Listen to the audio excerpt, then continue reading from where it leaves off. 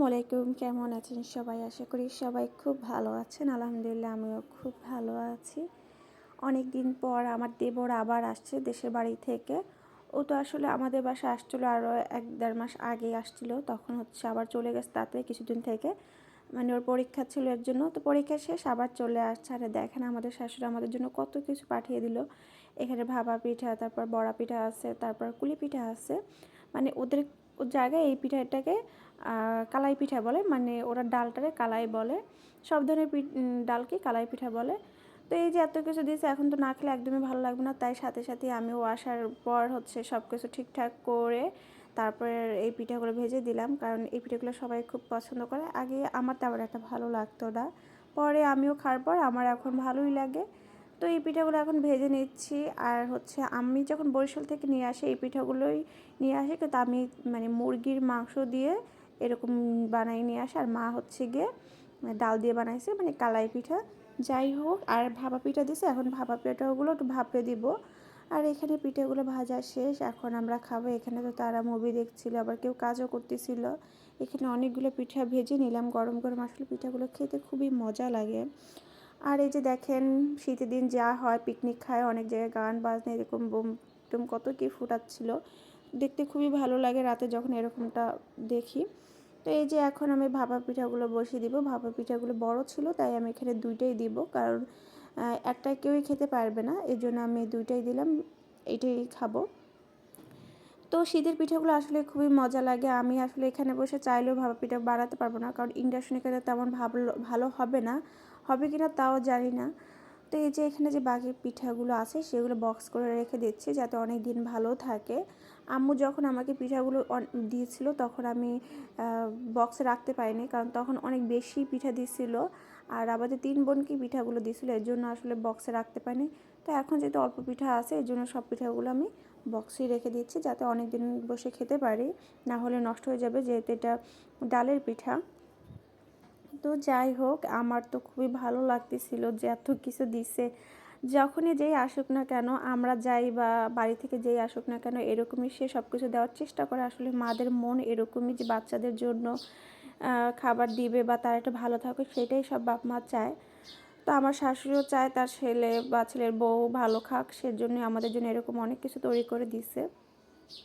তো আরও অনেক কিছু দিতে চেয়েছিল, আমি বলছি এত কিছু দেওয়া দরকার নেই, কারণ সে বাড়িতে একা এত কিছু জোগাড় করতেও তো তার অনেকটা টাইম লেগে যাবে। তাই তারপর দিছে। আমি বলছি যাই দেন না কেন, অল্প অল্পই দিন, বেশি দেওয়ার দরকার নাই। তো সব কিছুই দিছে, এটাই অনেক। তো এই যে এখন আমি ফ্রিজে করে রেখে দিচ্ছি। আসলে ফ্রিজে এই পিঠাগুলো রাখলে কোনো সমস্যা হবে না, যদি নর্মালি রাখেন তাহলে কিন্তু এই পিঠাগুলো বেশি দিন থাকবে না। তাই আমি সব পিঠাগুলো বক্সে রেখে দিচ্ছি, যাতে অনেক দিন ভালো থাকে। আর আমি না সব কিছু না একটু বক্সে রাখতে পছন্দ করি, কারণ বক্সে রাখলে না খাবারগুলো ভালো থাকে। তো এই যে এখানে সেই ভাপা পিঠাগুলো হয়ে গেছে, দেখেন কতটা সুন্দর হয়েছে ভাপা পিঠাগুলো। ভাপা পিঠাগুলো না, মানে আমরা যে বাইরে যে ভাপা পিঠাগুলো খাই সেরকম না, এটা হচ্ছে গিয়ে তারা না অন্যরকম ভাপা পিঠাগুলো বানায়। আমার যেমন নারিকেল দেই, তারা সেরকম নারিকেল দেয় না। তো আমি দেখেন এটাতে উঠাতে গিয়ে ভেঙে ফেলছি, তারপর পরে আমি উল্টো করে নিলাম। তো আসলে গরম গরম ভাপা পিঠা খেতে খুবই মজা লাগে। এখানে না তারা নারিকেল দেয় নাই, নারিকেল দেয় কিনা সেটা জানি না, নাকি নারিকেল ছিল কিনা তাও জানি না, কিন্তু নারিকেল দেয় নাই। কিন্তু আমাদের ওদিকে কিন্তু নারিকেল না দিলে ভাপা পিঠা একদমই ভালো লাগে না। তো যাই হোক, এটাও খুব মজা ছিল, গরম গরম খুবই ভালো লাগতেছিল। এই যে আমি এখন পিস করে কেটে নিচ্ছি, খুবই নরম ছিল পিঠাটা। বাইরে যখন যাই না, তখন আমার শাশুড়ি মা এরকম আমাদের জন্য অনেক কিছু তৈরি করে। তো ভালোই লাগে আসলে, গ্রামে অনেক দিন পর গেলে এগুলো ভালোই লাগে। আর দেখেন এখানে শাকসবজি পাঠিয়ে দিয়েছে, চাল পাঠাইছে, পেঁয়াজ, অনেক কিছু পাঠাইছে। এবার তেমন পেঁয়াজ পাঠাতে পারেনি, আর শাকসবজি তেমন পাঠাতে পারেনি।